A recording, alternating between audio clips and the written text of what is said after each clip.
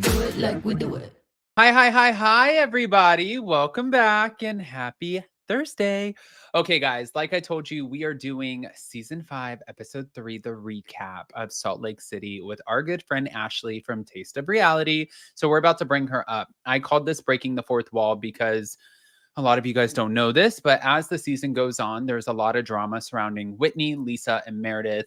And somehow I got myself heavily involved in this. So as the episodes, I'm not going to ruin anything because I know that the ladies are watching. I'm not going to ruin their storylines, but I am at least going to protect myself as these storylines come forward. And I'm going to explain things along the way so you guys understand them as well.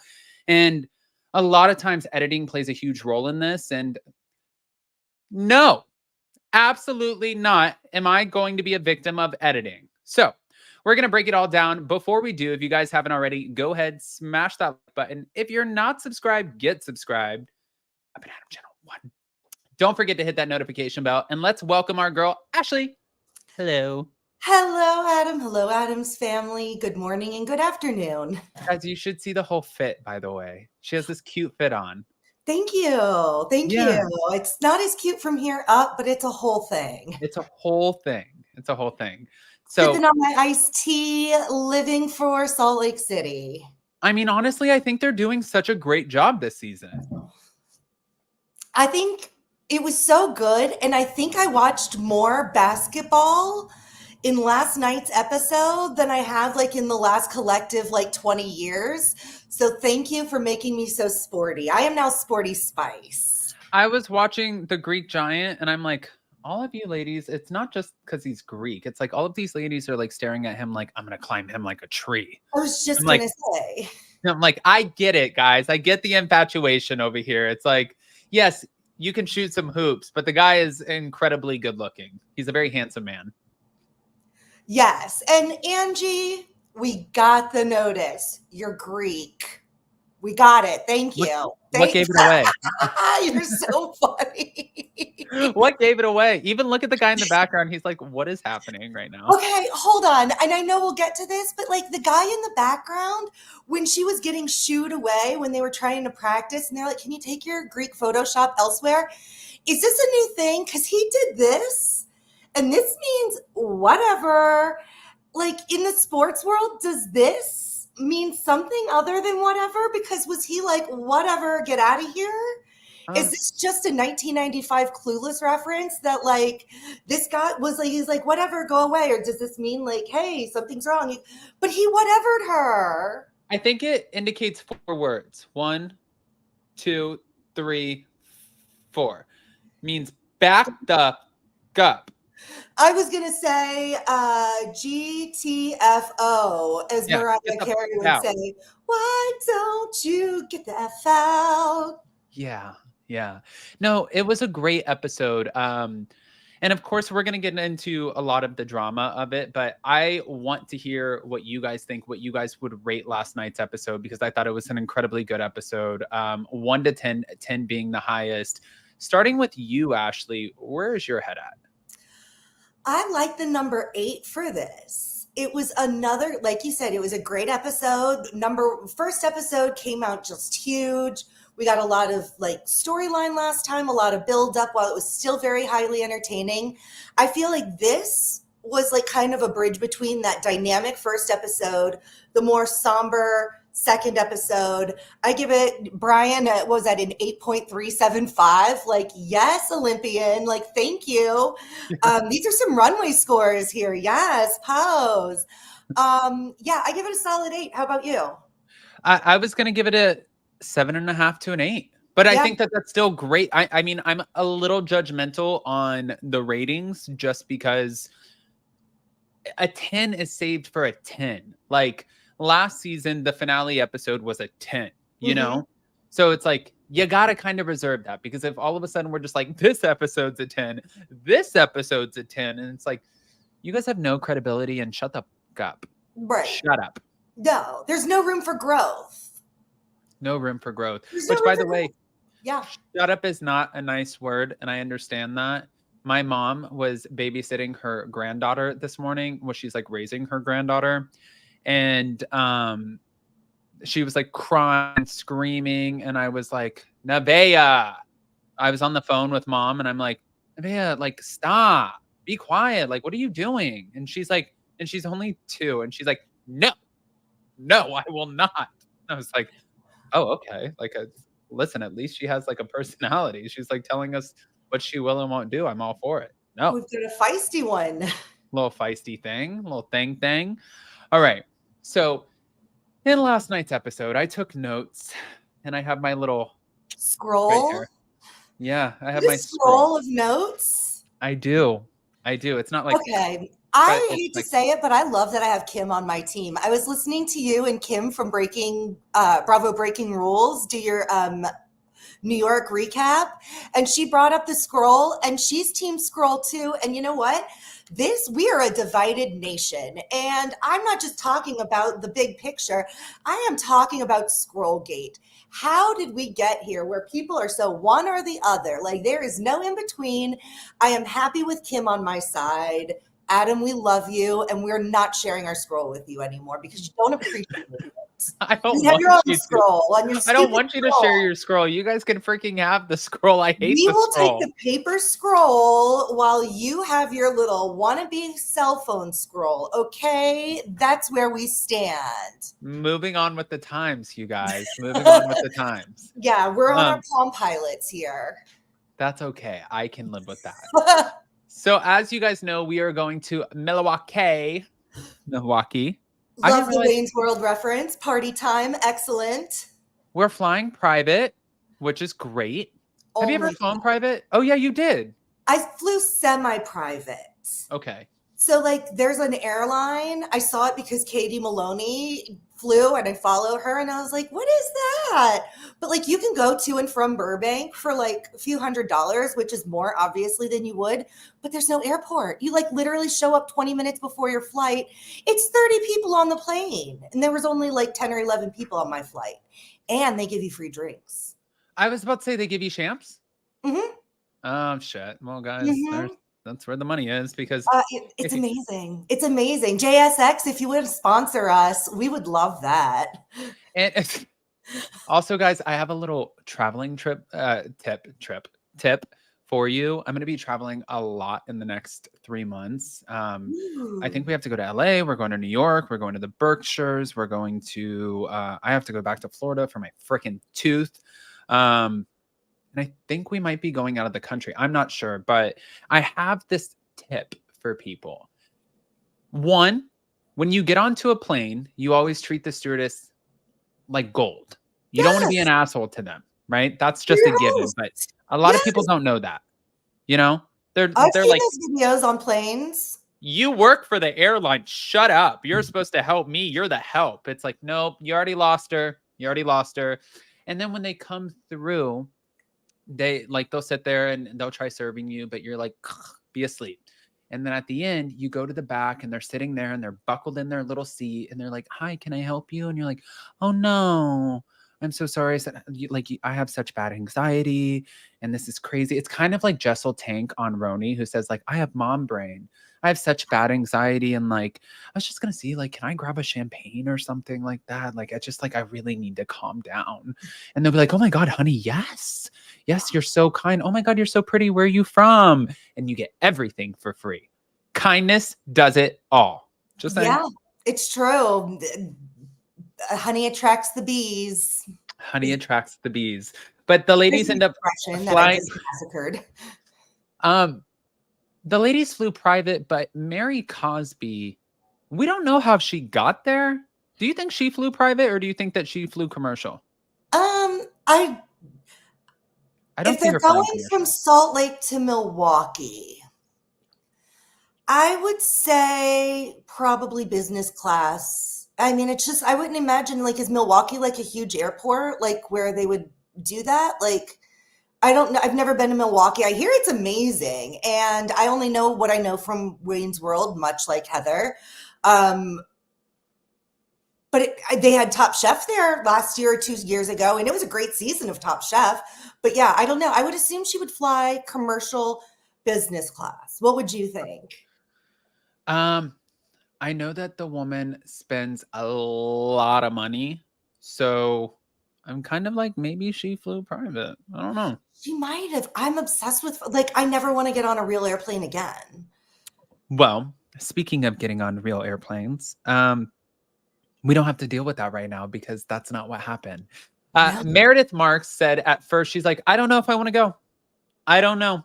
And then she ended up sending Whitney Rose a message saying, I was able to move some things around and now I can make it. Mm. Do you think she intended on going the entire time? Oh yeah, this was Meredith having a little fun with Whitney. She knew that it would stress her out, trying to plan a trip around somebody who's unsure if they're going to be able to make it. Yeah, no, she was playing Whitney, and I love it. I love that level of petty. Sign me up. Yeah, and it's also, even the level of petty that Meredith is giving right now, which I think is really, it's so basic in the sense that like nobody is being hurt in the making of this movie. You know what I Right, mean?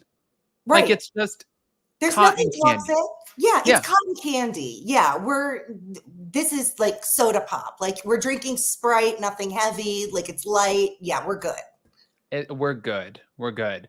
But as we see the ladies arriving to fly private, you see Lisa Barlow, who's like, "Oh my God, Bronwyn's here! I love that."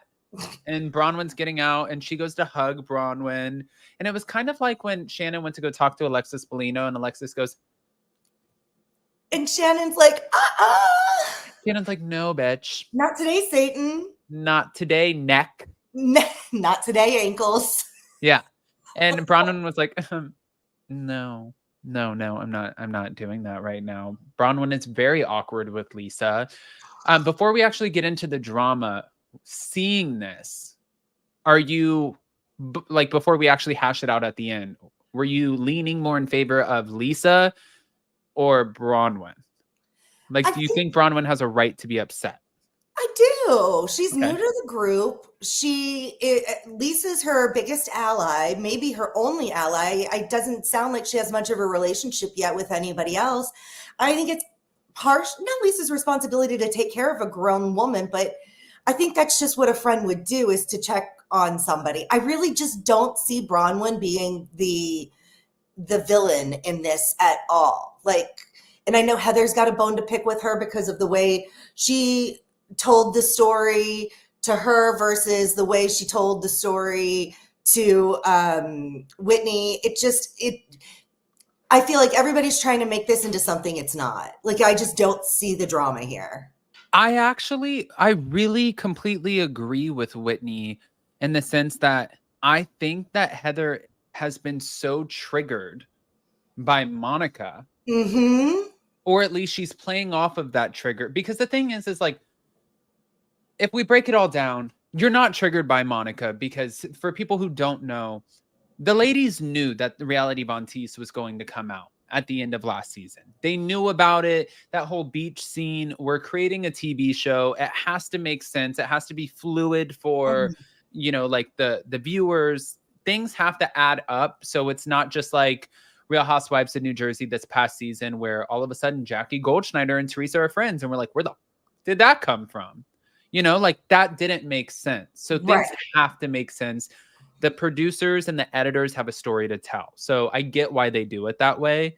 But Heather is a great actress. And in this moment, Heather is really trying to make a moment out of Bronwyn. And I was totally Team Whitney in this, being like, no, but wait. Like, I feel like you're really making this into something that it's not. I'm really glad you brought it, because it honestly slipped my mind about Whitney bringing up the trauma of Monica. And it's kind of understandable. I think that Monica really has a lot of control emotionally over these women. And I think this is evidence, the fact that they're having such a hard time, where it looks to me as a complete outsider, it looks stagey and, oh, we're trying to make a storyline. But hearing Whitney say that, it was like, you know what? They're probably on such high alert that, yes, we are on a TV show. Somebody is coming in. They're coming in for something, whatever the want is, whether it's the paycheck, whether it's the fame, whether it's the publicity, the Instagram deals, whatever. They want something. So now Heather's thinking, plus when it's Heather, I think she's especially vulnerable because Monica sued Heather for Well, botched. Heather sued Monica. Well, Heather had every right to. If you don't pay your bills, you're allowed to sue somebody. But then Monica countersued and said, I didn't pay it because she botched my nose or messed up whatever, and I had to go get it fixed elsewhere. Like, she just didn't pay. Like, nice try, Monica. Like, you can't just not pay and then say it was botched because you don't intend to pay for it. Like, that's how it looks. I mean, Monica and I weren't braiding each other's hair having this conversation. Like, but that's how it looks. This is this is like a tale as old as time for Housewives, because it's one of those things where people really heavily argue when it comes to lawsuits like this, or like paying people. Some people really believe, and I actually don't even know where I stand on this, but some people believe like, you really, like, I came to you for a job, and you, like, it's like if you go to get your eyebrows waxed and I go to get my eyebrows waxed, if the woman accidentally waxed off my entire eyebrow, I'm not paying you. Like, I'm going to be pissed and I'm walking out. And like, if you sue me, then let's take it to court. Like, I would be like, but I would be so mad. I would just get up. At 8 years old, my mom took me, and I was never allowed to. And I know this sounds like such a diva little asshole kid, and I was 8-year-old Adam. Yes. She took me to go get my haircut, and this was in Palm Beach Gardens, Florida. And I remember because it was right next to a pet store called Claws, Paws, and Jaws, and we were going to look at a marmoset monkey after. And so she took me to this place to get my haircut, and I was never allowed to face the mirror when I was getting my haircut. They would always have to turn my chair, and my family would instruct them, like, please turn the chair. Like, he cannot watch the process. He has to see the end of it. And that's how ridiculous I was about it. Oh my God, diva. I know. It was like my reveal. But I had a mushroom haircut. It covered my eyes. It was like my thing. I had a full bowl mushroom haircut, and I loved it. And my hair was like really pretty, bright blonde hair. And so they turned me around, and she was like trying to give me this like cut to match my brother's. And she shaved one half of my head. So one half is shaved. The other half is still a bowl. And then she's like, oh, the phone's ringing. Nobody's answering the phone. She's like, let me go answer that. And she goes to walk away. And I just happened to swing around in the chair. And I was like, no. And saw in the mirror, I ripped off the thing. I ran out in the parking lot. I was crying, half shaved head, half long hair. I was like, I'm not going back in. Like it was you can't make me. And it just fun story looking back, guys. But what I was going to say when I said a tale as old as time, the Ultimate Girls Trip ladies argued with Ramona Singer on that one season that she was on with like Cynthia Bailey and Teresa Giudice and Melissa Gorga and a few of the other women, because she was not paying the glam and the hair people on time. Like, she wasn't paying them right then and there. And she's like, well, I didn't like the way that my hair looked. And they're like, it doesn't matter. You got a service. Doesn't matter if you like the way it looked. They still came. They allocated their time. Doesn't matter. You got a service. So people are very divided on this. Well, and I feel like the whole Monica thing with the lawsuit against Heather, she didn't file the botched lawsuit until after Beauty Lab sued her. So if she really truly had something wrong, you would go and file the lawsuit rather than waiting until it's retaliation.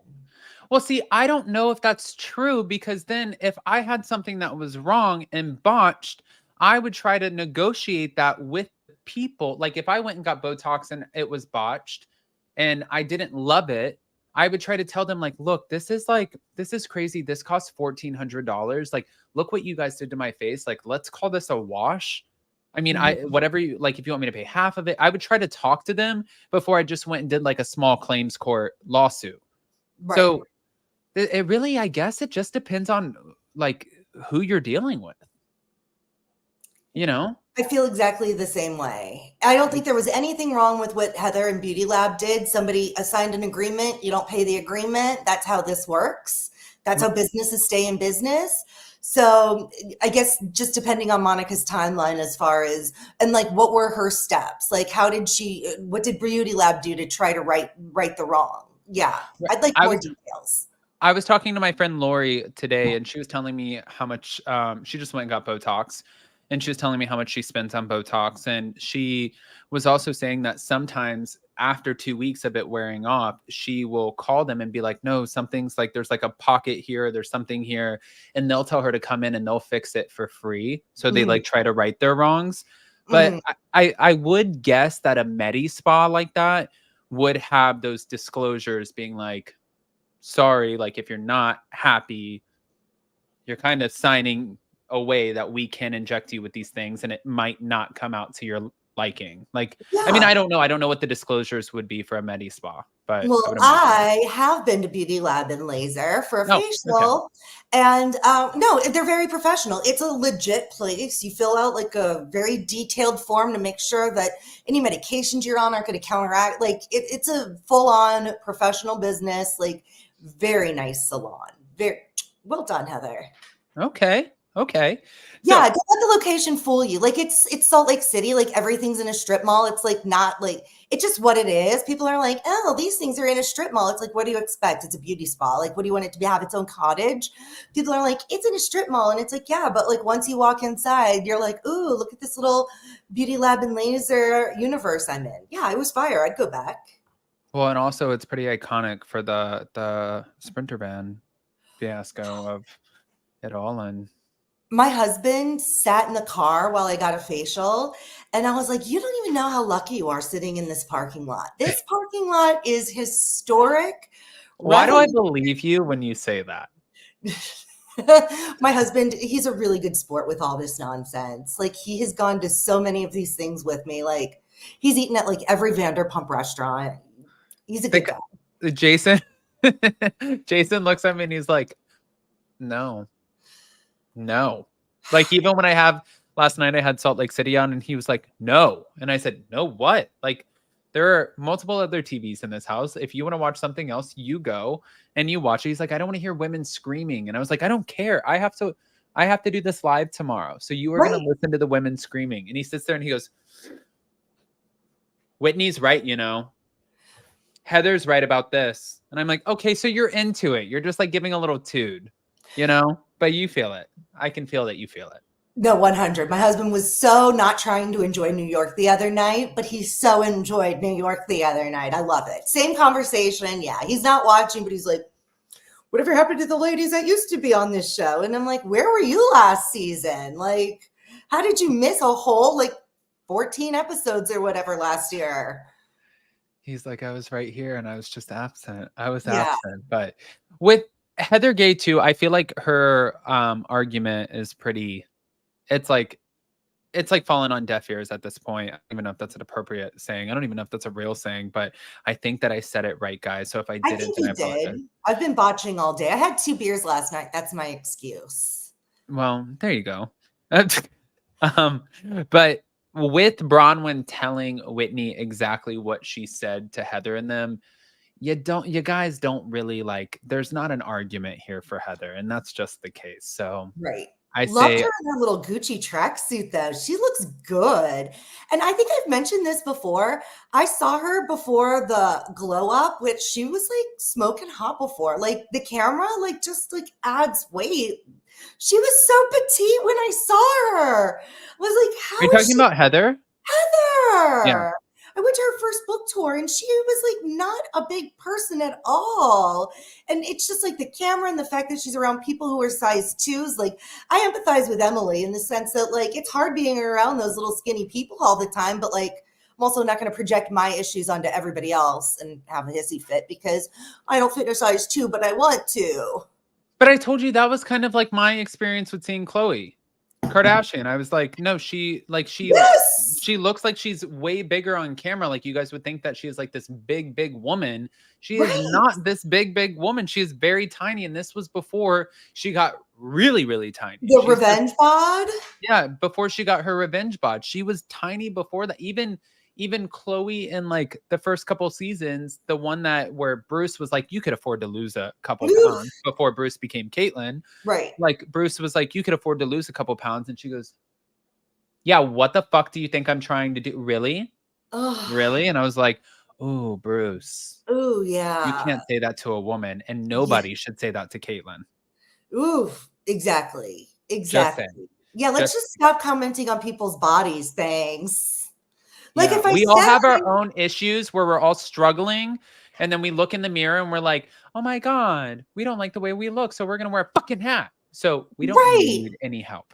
Thanks. Yeah, and after our conversation last time when you were talking about your hat and how vulnerable and insecure it, like at this era of your, in this minute of your life, you're not loving the hat. It made me think back to Vanderpump Rules. Sorry for the sidebar, but when Sheena went to take off Joe's hat at that party, like that was just such an invasion. Like you can't take somebody's hat off of them. No, I think that people don't realize though. I think for Sheena, and I'll say this because as a friend of Sheena's, and this is not because Sheena and I we've had conversations where it's like I keep it very straight with her, and she has no problem keeping anything straight with me. But also I think that in that moment, that wasn't to make her insecure. It was to be like funny, cute, quirky on TV, but not realizing like Right. maybe there's a deeper reason behind it. Because like even Jason has come behind me at places and he's taken off the hat, and I'm like, I feel like somebody just like ripped my clothes off, and I'm like, get out of Right. here. He walked in the other day to the bathroom, and Jason will walk around the whole house naked. I'll walk around in my underwear and stuff, but like he'll walk around the house naked. He does whatever, and he'll do his hair, and he takes a lot of pride. Number 7, we got to do the eye things, then we got to do the moisturizer, then we got to do the cream, then we got to do the serum, and then we got to lotion everything. And then like he just walks around, and he walked in the other day and he just opened the bathroom door, and I was like, like, who are you to do that? And How dare you? He's like, you are my husband. And I'm like, I don't give up. Close the door now before I kill you. Right. Get out. Yes. Get out. There are boundaries even with our spouses. My husband scared the crap out of me. He pinched my tushy yesterday, and I gave him a really good elbow in the rib cage. And he was like waiting for me to apologize for elbowing him in the rib cage. And I was like, how about you don't scare me from behind? Like, yeah. Or, I know I'm in my house, but you still freak me out. Jason will like play, and it's trigger words too, you guys. Like even for Heather who got on Ozempic, like these are little trigger words. Like I go to the gym, and like I like to lift heavier because I think that it's gonna like build muscle and stuff like that, and it's supposed to burn fat more. And now my body is getting bigger, my arms are getting bigger, things like that. And Jason's like, you're getting a little thick, like wow. And I'm like, what the fuck did you just say? And he's like, no, Adam, your arms are getting thick. And I'm like, that's not what you meant. So say it with your chest, say it with 10 toes on the floor. What did you mean? Say it. And he's like, oh my God, I cannot do this with you right now. And I'm like, no, mean what you say and say what you mean. If that's what you meant and you think thick. So then I'm like, I think he meant THICC, like a compliment. Yeah, he means like fat, like PHAT, like exactly, fat, girl. Yeah, so fat. Oh my gosh, we are so old. Like we sound so old saying fat. Do you remember that clothing line, Baby Fat? That was a time. That was a time. Okay. I mean, it really was a time. All right. So Angie K ends up letting us know that she has a brow girl. Woo! We love a brow girl. So the brow girl apparently is Angie K's brow girl, and she is now. Let me ask you a question. Please. Angie did not like that Monica and the other ladies were talking about her husband last season. And that's her husband. It is not her boyfriend. It is not her best friend. It is her husband, and it is the father of her daughter. Right. So the stakes are definitely different. They're higher for Angie in this situation. But I think that she more so wished that conversation would have came directly to her and not out in front of everyone.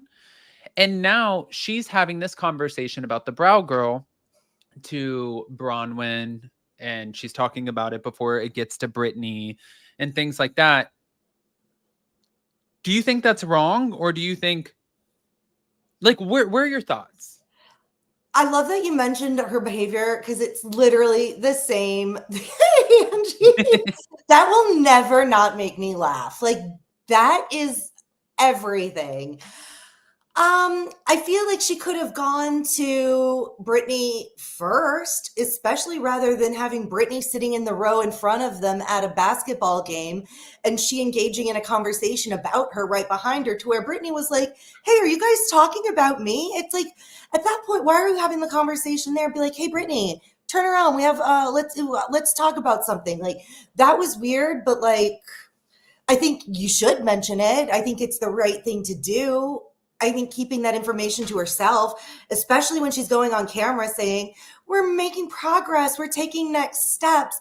Like, girl, you look like a fool. Like, Like this a guy is fool. not that into you. And everybody sees it. We've known you for 3 episodes and we see it loud and clear. Like, what? Girl, no. This looks not good. But to be fair, the brow girl ends up sharing DMs from him. And he recently just shared DMs exposing Britney messages. Did you Mhm. see these? I like, and then was it on the show or no? Was it something? Nope. Because I was like, I missed that. No, I didn't see any texts. Ooh, I'm excited though. Do tell. So he ended up coming out with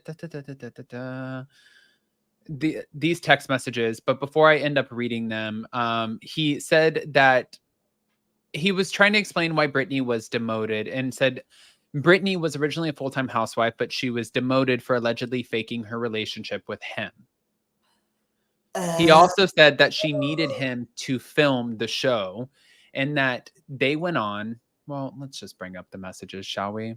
oh, please. Jared Osman. Thank you to Bravo Breaking News. Kim, we love Hey, you. girl.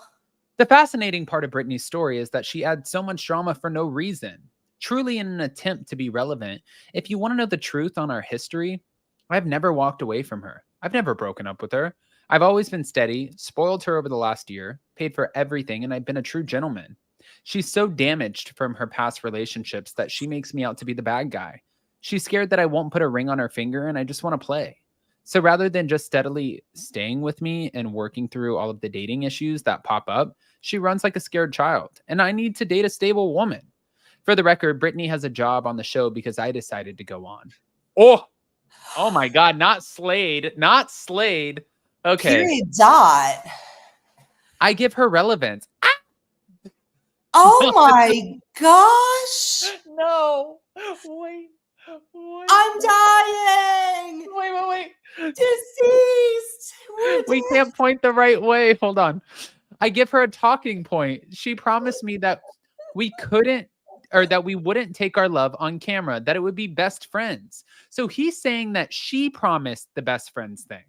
Oh, Okay. girl. Hence the reason for all the best friend comments. I went against my better judgment and I filmed with her thinking that she would hold to that.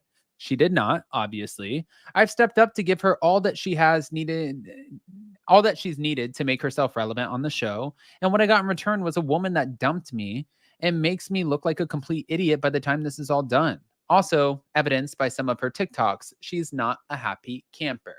He also went on to say that after this episode, they end up splitting.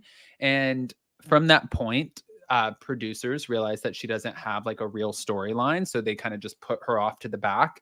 And then she started to try to manufacture drama, which did not sit well with the producers. They gave them the No. ick. And that's why they eventually just her out. No. So going back to the conversation we had a few days ago, do you think that's what happened with Rebecca Minkoff? Because she's not a housewife, but I swear she was slated to be a full-time housewife. And then all of a sudden, the audience didn't like her first because of her religion. She's a Scientologist, and that turned people off. But then I think what pushed you and me and a lot of other people over was the story she tried to manufacture with Jenna. Is this the same with Britney where they schedule? I feel like we have two brand new seasons of two different franchises with just a couple of new ladies, and the new ladies were supposed to be full-time, but on one of both shows got pulled back. Yeah. Where's our casting right now? Like, what's happening? First of all, I think the casting department at Bravo is absolute garbage. Sorry, They guys. found Bronwyn, and I think she's a great addition to Salt Lake. But like Britney, I mean, to be fair, I know that sometimes the production companies can bring in who they want to bring in, just because I've recently experienced this. After the casting goes through Bravo, they can bring in people that they want to bring in and see how they film, how they test while after they've already started filming the show. Because before they start filming the show, they go through testing. After they go through testing, then that testing goes through like higher ups. The higher ups decide whether or not they like them. Do they not? How are they going to be on the show? And sometimes everybody makes mistakes and they think that somebody's going to be amazing and they're a flop. Or sometimes they're like, oh, let's give them a try. And it's like just gold. So really, there's so many different ways that this could go. But in this situation, for the past few years, I don't know. Let me recant that statement. I think that the casting department has their hands full because I think that before old school Housewives days, people just came on not knowing what being a housewife was. So they were authentically themselves. Now you have people who it's like trying to find a jury for the P. Diddy trial. yeah, How who do you doesn't find know a jury that? for the P. Diddy trial? Right. Like, how do you find somebody who does not know who P. Diddy is and all of this stuff? Excellent point. You know what I Excellent mean? point. Yes. That is kind of a good point. You really nailed it. I personally, unlike Teresa Giudice, I appreciate a good analogy, and that analogy was perfection. Like, you would get a gold star from me.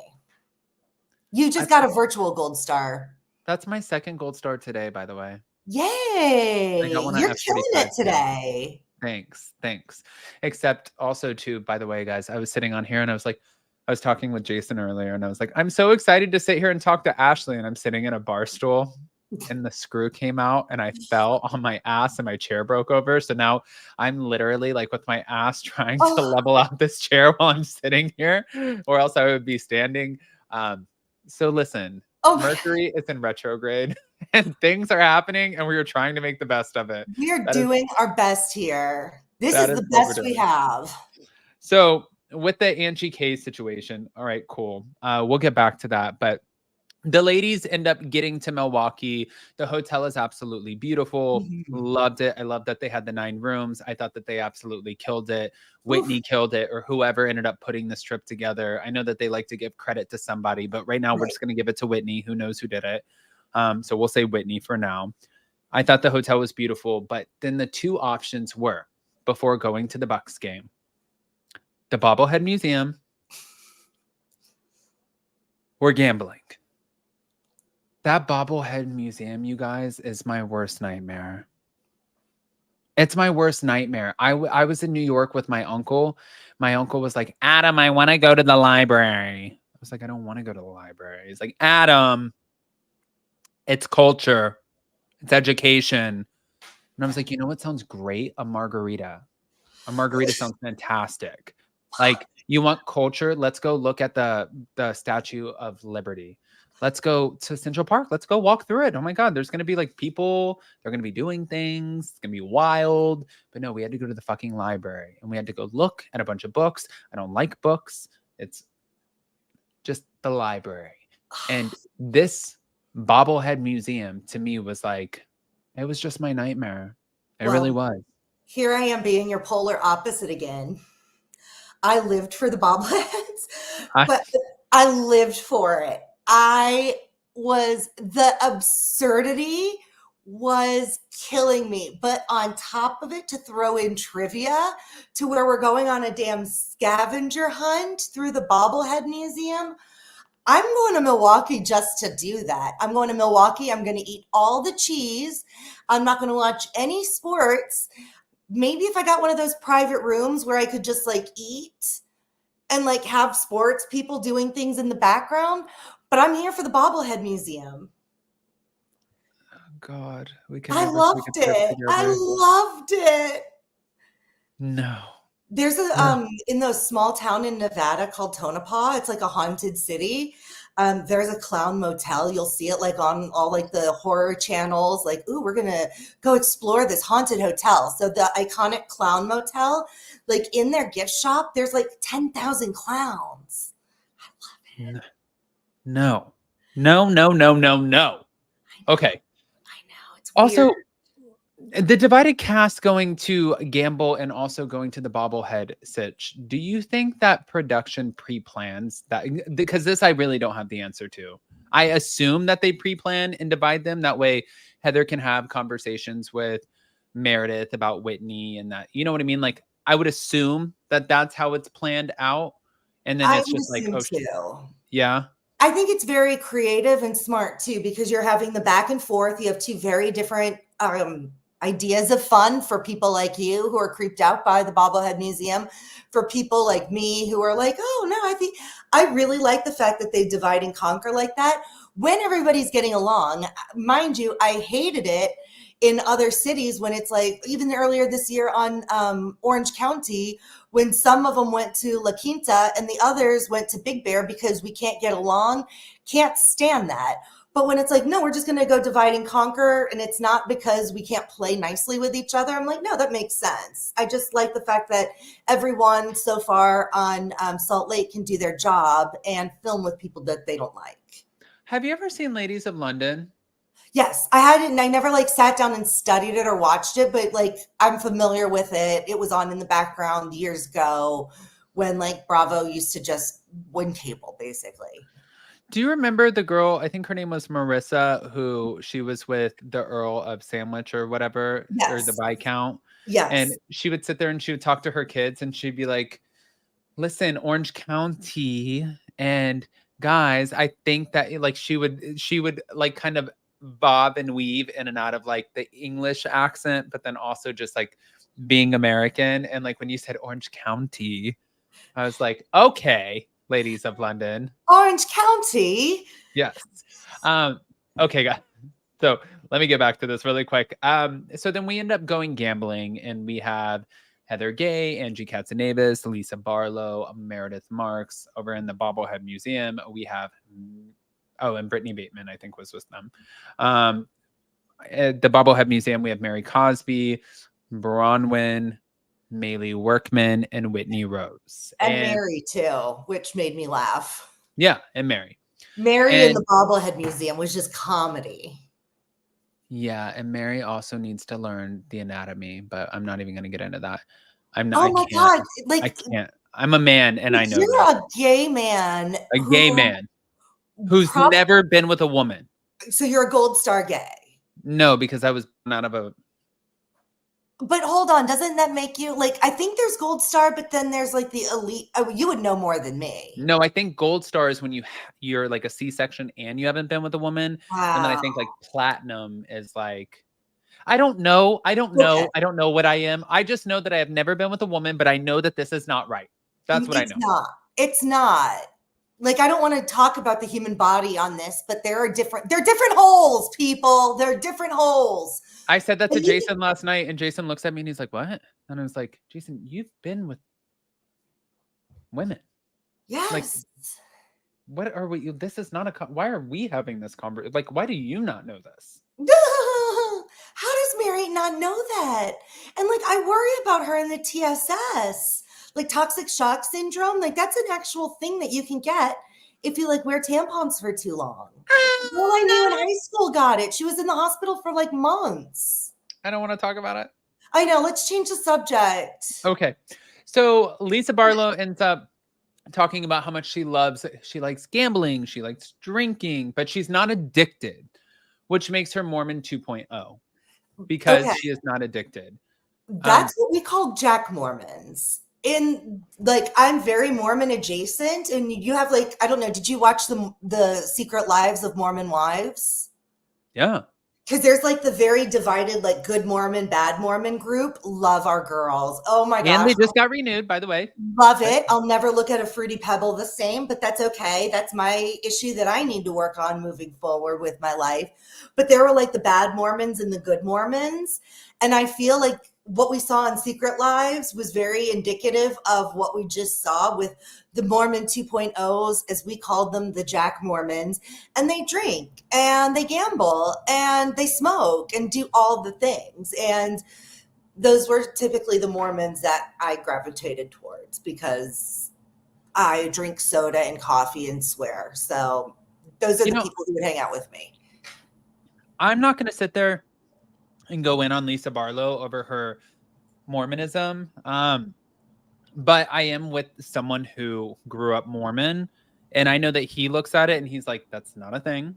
It's definitely not a thing. That's not, you're either Mormon and you go by like the rules of what it is to be Mormon, and you abide by the church and like the things. And you like, when I did a podcast episode with Monica, she was talking about you wear your garments, and these are things that you do. And for Lisa, there's clearly a 2.0 idea of this, and this might work for a lot of people. I don't know. I didn't grow up very religious. I grew up believing in God, but I was not in and out of a lot of churches.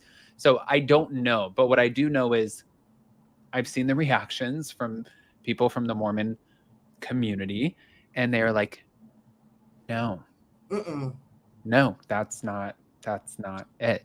So, and I'm like, I don't know, Lisa. I feel like that's not right. So, I mean, it's Mormonism. It's a religion. I don't know. I don't subscribe. Right. Okay. So then we have Meredith and Heather, and they take a step away. And Heather was like, well, Whitney told me that, she asked you like as an olive branch to bring your caviar, and that was like an olive branch, and you said that you were bringing it anyways. And Meredith had a great point. She's like, okay, so you asking me to bring caviar for the ladies on your trip is an olive branch? No, an olive branch is saying, hey, I'm an asshole and I apologize to you. And I've been really asshole-ish to you. But instead it's like, no, I asked you to bring your caviar. Clearly that's like me extending an olive branch. And I agree with Meredith on this. I'm like, 100. No, that's like, I have a CBD company that's about to roll out. You and I aren't getting along, but we have a group of friends. We're about to fly private. You're the one who's like organizing the trip. And you're like, Adam, why don't you, for all of the friends, bring your CBD line just to like make them excited and all of that. And like, I really want to welcome that. And it's like, yeah, of course you do. Of course you want to welcome that. Free CBD, free caviar, free this, free that. Course. Like, why wouldn't you welcome that? On Meredith's dime? Come on. What, like, why wouldn't you? So I have to tell you, when you're in Salt Lake, you said Salt Lake is one of your trips, right? I changed it. Oh, okay. Because I was going to say there's some really great markets. I love Salt Lake. I will always go there. It's an amazing place to vacation. It's gorgeous. The people are so kind. They have these like really fancy little markets, and they have these like caviar. They have like just shelves of caviar. This is apparently a Utah thing. And these little tiny things are like $90, and they're just stacked like very expensive baby food.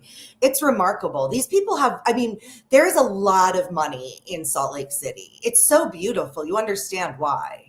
Yeah, well, and the Mormon church has a lot of money too. And Mormon people are generally wealthy people. Like again, I grew up around a lot of Mormon people. I have a lot of Mormon friends, a lot of Jack Mormon friends, and none of them are hurting for anything. We went to, and another fun little tidbit for you guys. We went to Jason's grandmother before she passed, and she was the sweetest woman ever. She was so sweet. She wanted to put together a big family reunion, and there was easily over 100 people. And one of his aunts, she was moving, and she had this big, like, I think it was like a 15,000 or 20,000 square foot like mansion on the hill in Salt Lake. And she had her daughters and her son. I think she has 2 daughters and a son, and they all moved out. So she's like, yes, I have to downsize. And I said, oh, okay. Like, I love real estate, love square footage. I always have.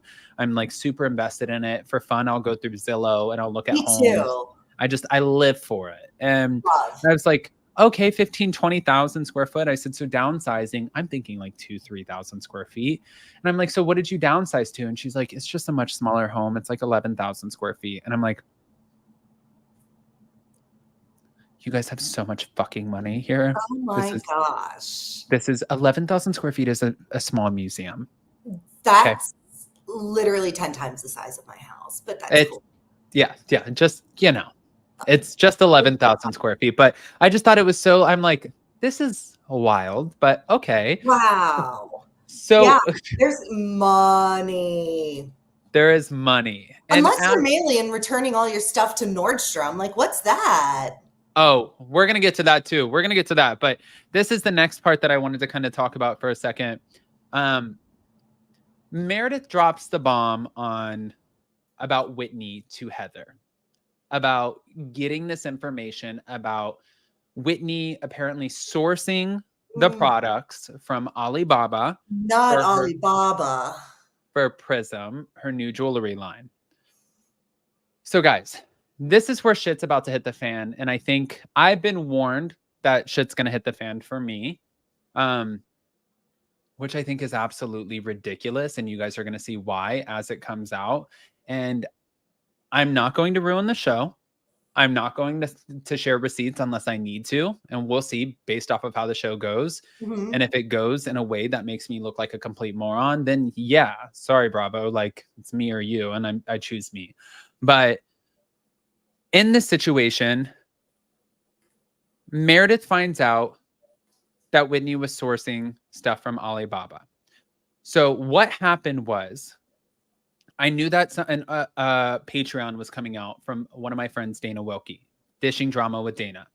So Dana Wilkie is also the same one. For those of you guys who don't know, 25,000. Did you hear 25,000? Real Housewives of Beverly Hills. Love Dana. And she's great. Still a good friend of mine.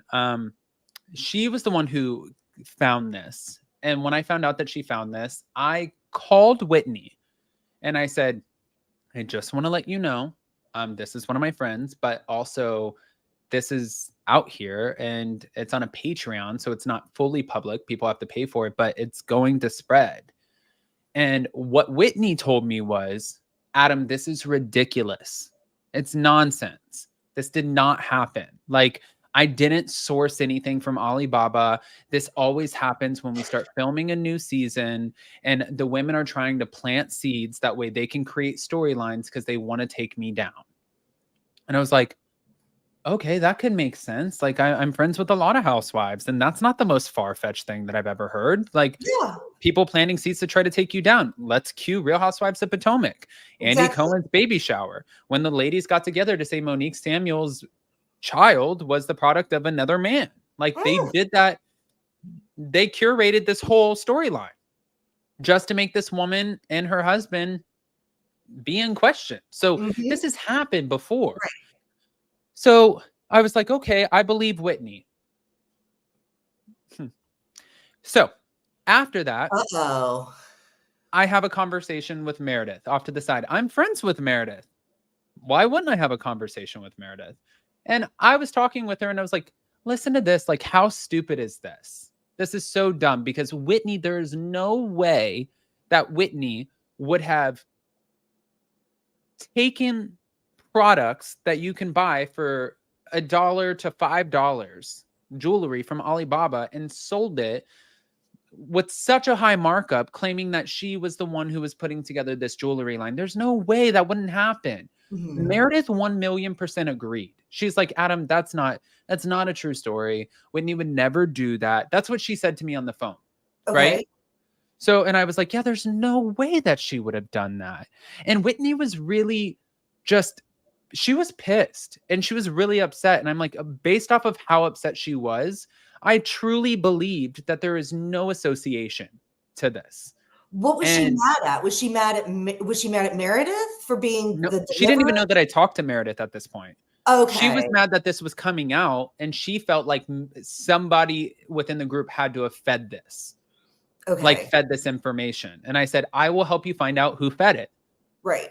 We're not there yet. That's going to come into different episodes and I'll explain this to you. We got to keep this story going because I got There's going to be a lot of defending myself on this, but Wow. Meredith and I fully believe there was no freaking way that Whitney would have taken Alibaba products as a public figure who is on a TV show thinking that Thank you. nobody would find this. Okay.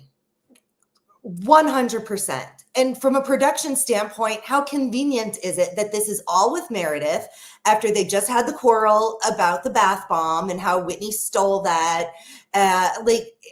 It's very convenient. I feel this is like just unfolding very neatly for production because there already is the Whitney Meredith issue from the bath bombs and from last season. And now all of a sudden Meredith's the one delivering the news about Alibaba jewelry, allegedly.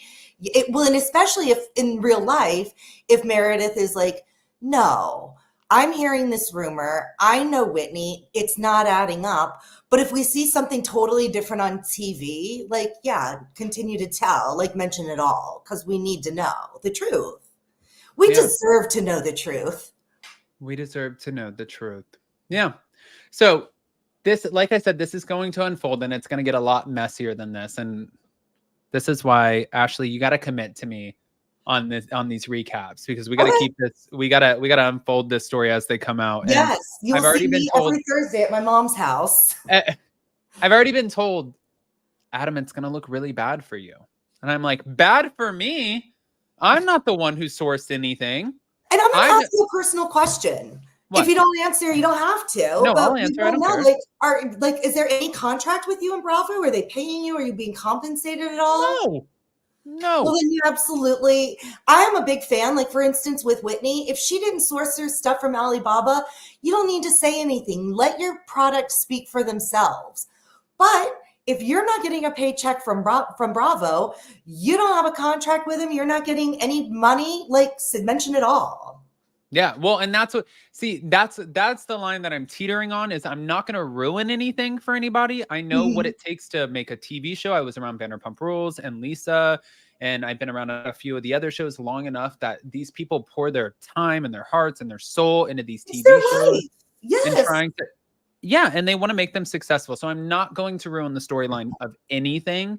But as the episodes come out and things are addressed, I'm at least going to give my side of what's being addressed because from my understanding, there's a buildup. And from what I'm hearing from people who are involved, I need to defend myself. So if you want me to defend myself, my biggest ask for Bravo is, and I know that they watch, unless you want all of the receipts, you want this phone to live on YouTube, which I have no problem doing. To be clear, in production knows exactly what I'm talking about. I would be very careful how you edit me. It's not a threat. It's not a threat. It's a promise. It's not. It's a commitment. I am committed to, guys. You think like Housewives don't have shit on me. Nothing. I'm not saying I'm bigger and badder than anybody, but as a product of however many divorces, like I practically, like growing up in survival mode and like the way that like I was raised, you don't have shit on me. You think that I won't take this to the masses? You have no idea. In order to protect myself and everything that I've worked so hard to build. And obviously, I know that Bravo is going to protect their talent because that's their contracted talent, but you better do it with as much grace as possible or else it's all coming out. So this is you're welcome. I gave you a shot. And so you guys can cue it back to Thursday, October 3rd at 1:04 p.m. This was my God, it's October 3rd. Oh my God. It's October 3rd. Yes. What's the date? October 3rd. He told me it's October 3rd.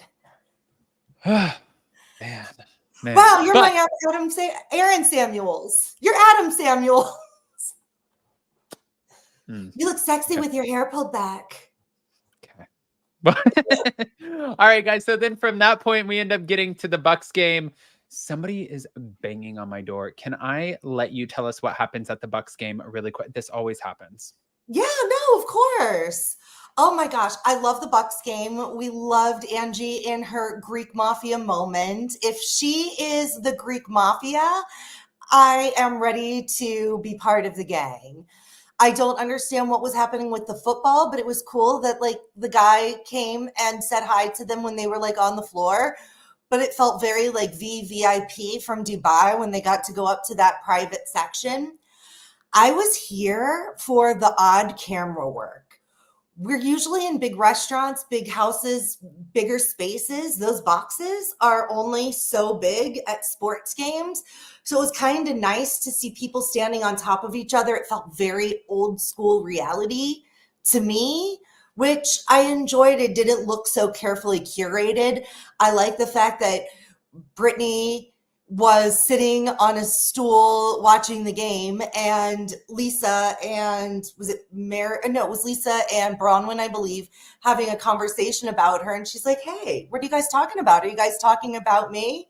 Thought that was super fun. I loved Heather's enthusiasm for a lobster corn dog. Anybody who gets that excited about a lobster corn dog is fine in my world. And I actually am going to I get use. excited. Have you had a lobster corn dog? Oh, yeah. We have a lobster corn dog truck in Vegas. I've never had a lobster corn dog. So good. I mean, it's a corn dog, but with lobster. I mean, how are you going to go wrong? Well, Listen, like lobster's kind of sweet, and then that like sweet cornbread like aspect is like kind of sweet on sweet. Yeah, I liked it very much. I loved how Honey Pot Whitney, she's like, some guy gave me money. I think he wants a date. And she took the money.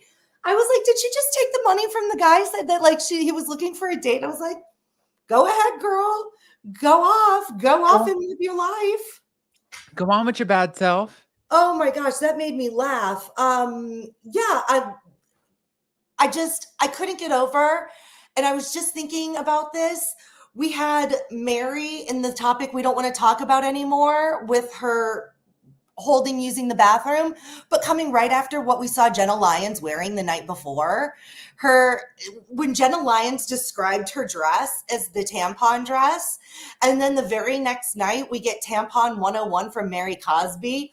No, I would like to say bravo if you are watching. Hard pass on all this tampon content. We are No good. more. We're good. We're all No dealing with more. our periods. We're either dealing with our periods or grossed out by periods or are losing our periods because we're of that age. Like we're good on it. Any era of period, we're good. Thank you. We're done. Well, Done. also at this, once they got to the Bucks game, aside from Angie Katsunavis and her Greek paraphernalia over here, Wow. just being like, okay, we get it, but also represent and we love. Love it. Then we have Angie dropping the bomb on Britney, which we got, and this was with the brow girl, and Meredith ended up telling her maybe you should start dating, and I thought Meredith gave her very sound advice. Date. Mm-hmm. Unless now we know, based off of Jared Osmond's side, is they agreed going into filming that they were going to call each other best friends. So now what I'm wondering is, did you agree going into filming calling each other best friends, and then the ladies got into your head, and then all of a sudden you went back on the agreement, and now you look like you feel like they're making you look like a moron, and then you need to play victim so you don't look like a moron, but you already had a preconceived idea of how you were going to film this, and it just backfired? I would assume she doesn't want to go back and say, hey, we planned this, because she's going to look really bad and say, hey, we staged this. This is how we wanted it to look. That didn't work out. Like, honestly, she's, I think, at a point of no return with this situation. Either way, it looks bad. It looks bad. It looks bad. I feel bad for Britney. Britney is not coming off well at all. And as much or as little, I should say, as we've seen Maylee so far this season, like she really showed the F up on this episode. See, well, for me, I think too. Why? Because Meredith told her she needs to get in there? Maylee? Yeah. I just think that like she actually had like, you know how like we were talking about how everyone says, oh, Maylee's so pretty. She's so pretty. Like today was actually, or last night was the first time we actually got to see her in the mix. We got to see part of her personality. We saw her. I thought it was cool to see her at the bobblehead shop. I thought it was fun to see which of the Golden Girls she related the most to. I just feel like we got more of Maylee today, and then getting some drama with her too. Like today is the first, or this episode was the first time I really felt that Maylee was in the mix. So I have to say, when it came to the Maylee drama and Meredith saying you need to defend yourself, and I don't think those were her words exactly, but she's like, you have to get in there. Pretty much. Like Meredith was like, if they're talking about you, you need to get in there. And like, this is your opportunity, which, yeah, 100%. They're talking about you, which Britney, nobody told her to, and she heard it. And she was like, are you guys talking about me? But I liked Lisa in this, and I didn't. The thing that I didn't like was when Maylee was like, you're talking about me, like, like buying my clothes and that I'm potentially like not allowed to shop at Nordstrom anymore because I return everything that I buy. Like, is that what you're, like, and she didn't even say it like that, but Lisa was like, Maylee, it was a joke. It was a joke. Like, like very much so dismissed Maylee. Like, whatever you're saying right now, it doesn't, who gives a shit what you're saying? Like, we don't even, who are you? Right. Shut up. But what if somebody said that about Lisa Barlow? Oh my God, shit would hit Could you imagine fan. if somebody said she's not allowed to shop at Nordstrom anymore, the reaction she would have? Like, I don't see there's anything wrong with Maylee defending herself in that. It would be like defamation and a character assassination. Oh, absolutely. We would have a whole series, a whole season of drama. That would be literally her entire...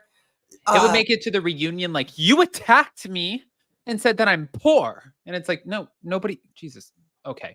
Nobody said that you're poor. Nobody, but like I felt like she very much so dismissed Maylee in this. And I think Maylee tried. And I think Maylee failed in the attempt because she let it go immediately when Lisa said it wasn't that big of a deal. And Maylee was like, unless it was edited out and we didn't get more of it because the producers knew that they had 48 minutes to cram this all in and they wanted to focus on the Bronwyn. But then for Bronwyn was like a dog with a bone. She looked at Lisa and she's like, no, you didn't sit there and have my back. You didn't say this. And when Lisa was like, I did have your back. And they had the pan backs, like the pan overs back to the flashbacks. And she was like, I did have your back. She actually did have her back. She just didn't have her back in the way that Bronwyn wanted her to have her back. That's a fair point. You can't sit there and tell me, like, if I'm going to have a reaction, you can't say that you want my reaction to match your reaction. We're two totally different people. So I agreed with Lisa in that point. That's a very excellent point. Yeah, thank you. But then when Bronwyn was like, you and Heather took something, you guys are taking something that's like, so just like this little that I took to Whitney myself while you guys were sitting here talking mad shit about Maylee and Nordstrom. And I think that this is bullshit. Like, you guys want to sit there and hold me accountable, but if we're going to be friends, then I get to hold you guys accountable too. And Heather hated that. Heather was like, who the fuck are you? Heather was so mad. And pissed. I have to say, this is something I've worked on through therapy. When somebody is clearly setting a boundary with you and you have that reaction, that's clearly the person who you especially need that boundary with, because clearly they don't respect it. Right. There was no respect from Heather, and you don't know her yet. It just, and I know I'm coming in and, I love Bronwyn and Bronwyn can't do any wrong. I haven't had a reason to think that Bronwyn's done anything poor to anybody. I think she's been very honest. I understand her POV. I am impressed with her so far, and I really, really like that she is proving herself to be a queen of boundaries, because that's going to be what makes her a successful housewife. We're not going to take that. I'm a person who needs boundaries, so I appreciate when people set them. Right. And I do want to add to this really quick too. It's like, it's not fair. I understand that the OGs, it's almost like being a senior in high school and you have freshmen and you haze them a little bit. I'm all about the analogies today, you guys. I love this. But it's like you're a senior in high school and you're hazing the freshmen. Like, okay, well, whatever you're saying, like I don't have to do anything that you want me to do. You have to earn my trust. When I was a freshman in high school and I was like, ganged up by the seniors and stuff like that. My attitude was, I don't give a shit. I don't. You guys are going to be out of here. Most of you guys who are like, oh my God, I'm so popular in high school. You guys are going to be losers. Like, Right. you guys are like, it's the ones who you're sitting here bullying. Those are going to be the ones who are running all of our tech companies and stuff like that. And this is your peak. So enjoy your peak because you're about to hit your pit really freaking hard. Yeah. And right. It's And so for embarrassing. Heather Gay to sit there and like kind of completely dismiss Bronwyn and Bronwyn to be like, no, this is how I feel. I'm not backing off of it. I think it's you, Lisa, and we're friends. And then also you, Heather. And if you guys want to be friends, then we need to get on the same page because not all of the fingers are going to be pointed at me, or else we're going to have a bigger problem. And I don't know if you guys want that. So do you? Well, and I'm tired of everything being behind everybody else's back. I am so tired of hearing, like, I'm going to pretend to be Whitney. I am so tired of hearing, but Meredith said what Lisa did at Heather's house when she was on the phone with. I am so tired of hearing these women's, all these stories from each other, the whole telephone game. Bronwyn had these two women in front of her. She looked them in the eyes and said, this is what I think you did. This is what I think you did. And we're not having it. I have zero problems with that. I love the way she handled it. I agree. Well, going into next week's episode, guys, I hope Ashley is available because the drama is going to continue and Heather is going to drop this bomb on Whitney, and Whitney's going to be like, are you fucking kidding me that she said I sourced my stuff from Alibaba after the editors and producers of Bravo ended up sharing the exact same stock photos? So clearly we have something here. Not going to give too much away, but Heather was very direct with the delivery of what was said, and Whitney was very not receptive of it, being like, this is complete bullshit. And I have a lot more on this and I can't wait to share it with you guys, but again, I'm going to share it with you guys as it comes out. And then before the finale, depending on what I find out and what I know, maybe you guys can just check it out on tasteofreality.com before you even see it on the live recap. Maybe that's going to be my thank you to Ashley. Like, here are the receipts. There you go. You know what? We would love to take your receipts. The proof receipt, or oh my gosh, I just totally got it wrong. Proof, receipts, timelines, screenshots. I was so disappointed in Heather's tagline just being that. Like, oh, how long are we? Heather is the queen of writing something out. Jesus, my God. The book, the book and the proof, the screens, the screenshots, the timeline. Guys, I just like ripped my knuckle apart, slamming it against my ring by doing proof screenshots. Like, how did these ladies do it? How do they do it? I have no idea. I don't know how they do the fingernails. Like, how do you function with fingernails that long? Like, yikes. That freaks me out. I don't know. Before we sign off, Adam, were you a Golden Girls kid? No, I was okay. Because I was Rugrats, Wild Thornberries. Okay, because I used to love watching the Golden Girls with my grandma, and I now watch it with my mom. And Mary Cosby is Rose Nyland. I mean, a more problematic version of Rose Nyland. Rose Nyland who she identified with? She identified with Rose, and she is 100% the Rose. The quirkiness, the random stories about St. Olaf that make no sense. The like, what planet are you on? Like, are we both Earthlings? Like, are we both of the same species? Mary is Rose Nyland, and I lived for it.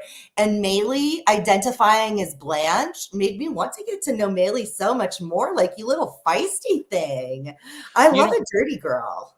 Maylee also talks about her kids, and we see her kids and her husband, and we see where Whitney talks about in this episode where she doesn't get to get away a whole lot. That, from what I heard, really heavily contributed to her being a friend of, because with production and stuff, a lot of things are told to you last minute. Like, hey, the ladies are going to film tomorrow. They're going to film here. And Maylee lives a little bit further than the rest of the women.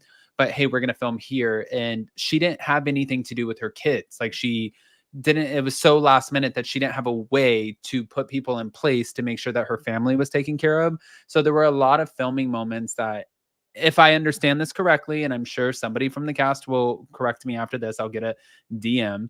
But if I do understand it correctly, she just, with the last minute part of that, the aspect of that, it was really, really hard for her to put herself into it the same way as the rest of the women, which, look, the woman prioritizes her children and her husband.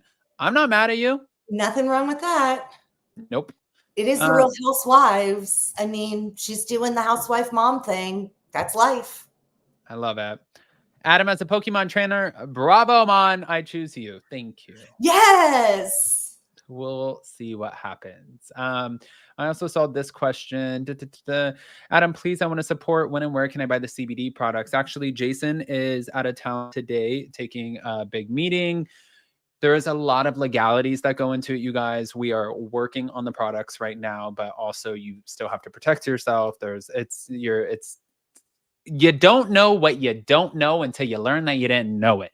And anything that you do, you have to CYA, cover your ass, and make sure that you're doing things like, whether it's a business, you're buying a home, you're opening a bank account, you always have to take the proper steps, because if you don't and you try cutting corners, it can always come and bite you in the ass at the end of it. So instead of rushing to get something out, which I would have loved to have had it out by now, I love the products. I'm obsessed with them. I live by them.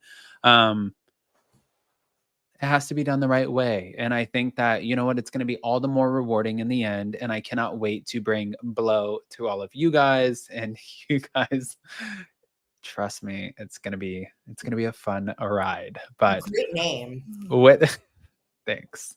With that, if they don't know Ashley, oh my God, an hour and 20 minutes. What are we doing? What is life? What is time? I don't know. I really don't know. Construct that I am not familiar with. I don't know how it works. I don't know how it goes so fast yet so. Oh, Imani, and I'm pointing the wrong way again. Look, she never forgets something. Of course, it's October 3rd on our Instagram page. Oh, and look, there's me and Imani right there. So, where does it say it's October 3rd? You can't see me pointing. Oh, yeah. Yeah, we got a little Katie hair in there. There's also a picture of my partner, Imani, and I. We actually celebrated our 1-year business anniversary. We took over Taste of Reality a year ago on October 1st. So we just celebrated our one. We both worked for Taste of Reality. Imani actually started off as an intern. In a wild story, I won a contest with the old owner and another content creator. We went to the ropes course in Orange County. We went to the Quiet Woman, and I just really hit it off with one of the owners of Taste of Reality. And then years later, here I am. Imani and I are now the owners, and it's not like Jax's where we just like put our names on it. Like we actually own it now. So yeah. And sorry, I'm sure you guys put your own spin on it too.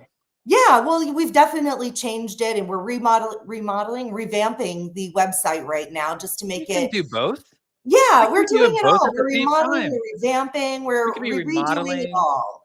Revamping, yes. Exactly. So that's Imani. She is the spearhead of all things social media. Thank God, because I can barely turn on Instagram. But you can find a lot of my work at the .com, tasteofreality.com. Of course, there's Bravo. Of course, there's all the reality TV. I just finished watching The Circle. I'm sure you're following this stuff with Jax. I listened to your show the other day trying to get through those legal papers. The ones that he filled out incorrectly. Like, what a mess. Can I also give you guys some credit here too? Guys, you know, for me, and it's so funny. I've had people sit there and like I've had people who have said before, like other podcasters and social media people, they think it's an insult. I don't find it to be an insult. Guys, I put out 5 to 7 videos a day. Legitimately, I do, not counting TikTok, social media, and all of that. And a lot of times I source that information from my favorite sites, seeing what they're putting up, talking about them, and crediting them for being the ones who put that up. So if you want to go check them out, and I always say, go check them out, go see it. I'm not just getting like shoved all of the information, 5 to 7 videos worth of information a day in my face just through my own private DMs. And I've had people say, well, that's not even your own original. And it's like, no, what I love about this is not only over here on Up and Adam are we supporting these other sites who are doing the Lord's work for Bravo over here, but we're also adding our own spin and our own just commentary and like opinions. Like, do I agree with it? Do I not? How do I feel about it? I know a lot of these people, so that's kind of where I come in to this. When I make the videos, I add like my own little spin of how I feel about it and what I know of the person. And we're all like, there's the head of the train, there's the caboose of the train. We're all one big long ass train, another analogy, and Yes, we're trying to drive this you too. Bravo network forward. So yes, guys, you have to check out Taste of Reality. Well, and I'm delusional, and I really believe in my heart that we're colleagues. Like when I went up to Lala and introduced myself at Sheena's birthday party a few months ago, I was like, hey, we're low key colleagues because I listen to your podcast, I report on the podcast, those views go to you. I get clicks because of your we all work together, and that's just how I see it. We all work together. It's totally it is so true.